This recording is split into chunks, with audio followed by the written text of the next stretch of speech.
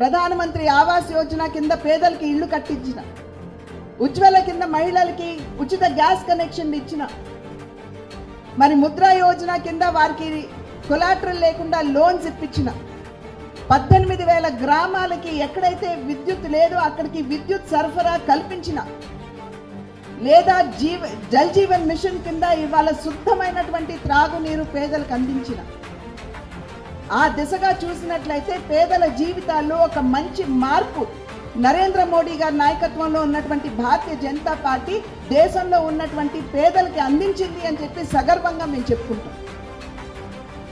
అదేవిధంగా మహిళాభివృద్ధి, ఇందాక చెప్పినట్లుగా మహిళలకి రక్షణ కల్పించడం మాత్రమే కాదు, వారి సాధికారత మీద దృష్టి కేంద్రీకరించడం.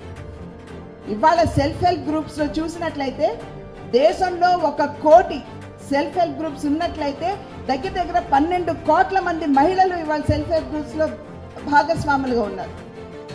నిన్న మొన్నటి వరకు వారికి కేవలం 2 లక్షల రూపాయలు ఒక గ్రూప్కి అందినట్లయితే ఇవాళ 20 లక్షల రూపాయలు నరేంద్ర మోడీ గారి నాయకత్వంలో మహిళా స్వయం సమూహ సంఘాలకి ఇవాళ అందుతున్నటువంటి నేపథ్యం.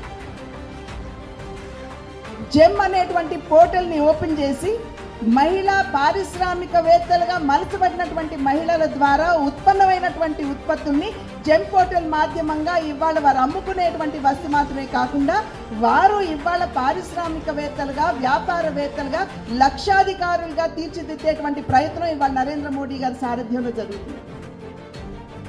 ఇవాళ మనం చూసినట్లయితే వ్యవసాయ క్షేత్రంలో ఏదైతే డ్రోన్ల మాధ్యమంగా మన పంట పొలాల్లో మనం ఫర్టిలైజర్స్ ఎరువులు చల్లుకోవాలి అని చెప్పి భావిస్తామో ఇవాళ మహిళల మాధ్యమంగా డ్రోన్ దీదీ అనేటువంటి పేరుతోటి వారికి సాధికారత కల్పిస్తూ వారి మాధ్యమంగా ఇవాళ ఈ పని చేపడుతున్నటువంటి నేపథ్యం.